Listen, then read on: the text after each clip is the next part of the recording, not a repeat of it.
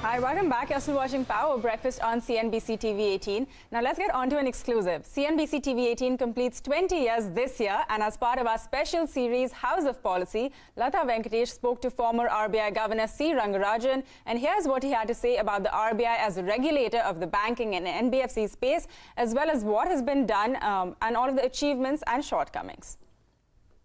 Reserve Bank of India is also thinking in terms of keeping the licensing of the new banks on, so to say, on a tap basis instead of inviting applications at different points in time.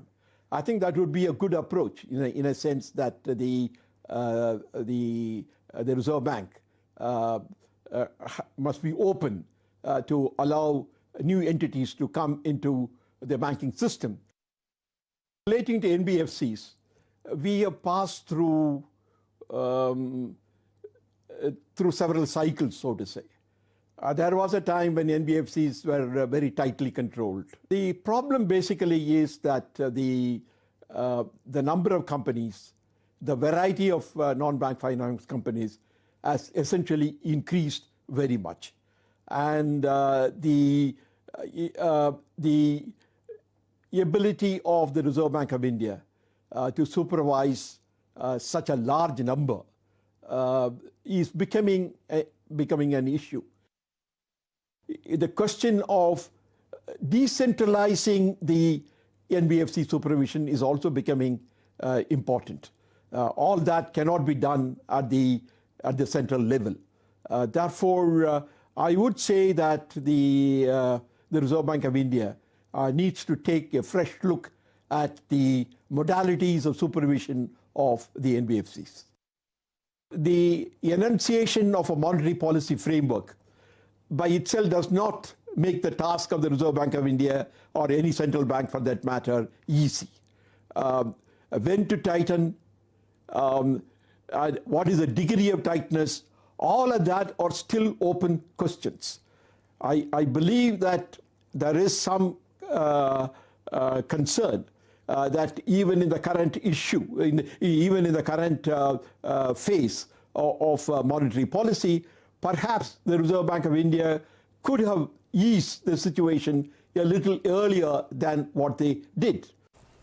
All right, interesting commentary coming in from former RBI Governor. But the days after the Supreme Court has landed a 92,000 crore rupee blow on incumbent telecom companies, the government is setting up a panel to propose measures that can ease the pain. What this panel will take up are some of the long-standing demands of the telecom companies, and there is no clarity if the panel will discuss this specific issue of adjusted cross revenue. Ashmit Kumar is here with more details. Ashmit, what exactly is the government planning to do? Well, we spoke to DOT officials. The only relief that is coming as of the AGR issue, specific to the AGR issue, happens to be an acknowledgement that the AGR issue is reflecting, is expected to have a big effect as far as finances of the telecom space is concerned. That is the only big takeaway, solid takeaway in terms of the DOT as of right now. Over and above that, the sources also tell us is that there is a recognition and understanding of the stress in the sector, and that's a legacy issue such as license fee, such as use of contributions, such as spectrum-related dues. These are legacy issues.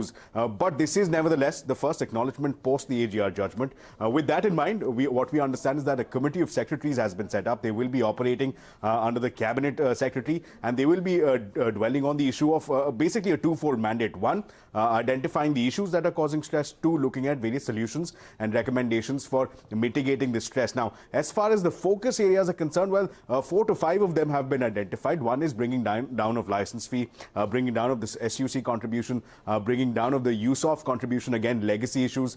There is also one particular aspect which is of spectrum auction dues for the years 2021 and 21-22. That is likely to be staggered. That is one aspect that the COS will be looking at. And finally, there is an understanding that the TRAI will also revisit its position with respect to a floor on pricing of voice and data. So with this gamut of issues, they will be looking at it in a time-bound manner. So as of right now, it's difficult to say as to what this will translate into. It's difficult to say whether it will have an immediate bearing on the AGR issue. But what is certain is that there is an understanding within the government. But that is the only takeaway so far. The telcos, of course, will be watching the COS very keenly. Back to you. All right, Ashmit, thanks a lot for running us through all of the details. In fact, we also spoke to some industry experts on this issue, so let's hear out what they had to say. It's a business cycle.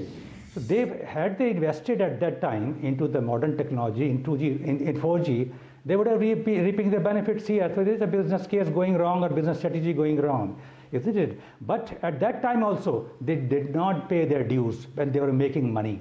And when they were making a huge windfall profits during 2003 to 2008, there also they were not paying the dues of the government dues. And the government can, because there's a lot of, it is quite a taxed sector.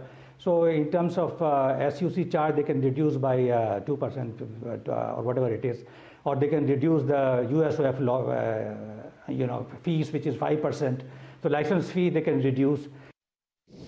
None of them have maintained very clear provisions with respect to amounts payable to the government while they were disputing this. The money did come. The money did not come to the government, but instead went into other businesses. So it was utilized operationally. Some expanded to new businesses altogether. Some expanded outside the country. Now the point is that such legitimate dues were contested right up to the Supreme Court. On that basket, on that issue, how does the government go back? It's something which is due to the government under the migration package. Anything else that the government does for the legacy issues are policy issues purely. And the government is well within its rights to work on pain points of sectors, across sectors, including telecom. All right, let's stick with the telecom sector itself. Bharti Airtel's released an operational update last evening after deferring its second quarter earnings to November 14th. Reema's here with what she's made of the press release. Reema. Hi, good morning. Yes, so Bharti Airtel has released limited operational highlights of the India mobile business. Remember, the audited numbers for the September quarter of FY20 will still come out on the 14th of November. Africa numbers were already out, and these India mobile numbers that they released post-market hours yesterday look better than what the street was anticipating. So the wireless revenues for India have gone up by 1% on a quarter-on-quarter basis. This is higher than street expectations. The street expectations were for a muted quarter. The CNBC-TV18 poll was for a decline in revenues to the tune of 0.7% on the back of the fact that Q2 is seasonally weak. There were floods, there was this J&K impact, as well as a likely decline in the interconnect usage charge. So all that would have played into this quarter, and despite that, the companies managed to report a sequential growth in the September quarter for the India business is actually quite impressive, though in part it would have been helped by the consolidation of the Tata Tele business. Some other details that they've released: the ARPU has declined by 1 rupee, so now stands at 128. This too was better than the CNBC-TV18 poll. The total minutes have come down by 2.8%, while the minutes of usage, that is the number of minutes used per person per month, has also come down by 4.5% sequentially. But there is this shift which is taking place away from voice more to data, and this is a trend that's been happening, so you shouldn't read too much into it. The DTH business, also the numbers were released yesterday. That also looks fairly impressive. On a like-to-like basis, the top line growth was 6.8%. So the India wireless revenue growth was strong. The DTH business looks pretty good. Africa numbers were released last week. Those numbers look quite good. What the company has not released is the India EBITDA, but the joker in the pack is really going to be the kind of provisions that they have to make on the back of the liabilities which accrue to the company due to the spectrum liability, due to the dues that they owe to the government. And it's on account of that uncertainty the company, remember, has deferred its earnings to the 14th of November. But purely these numbers look pretty impressive and good.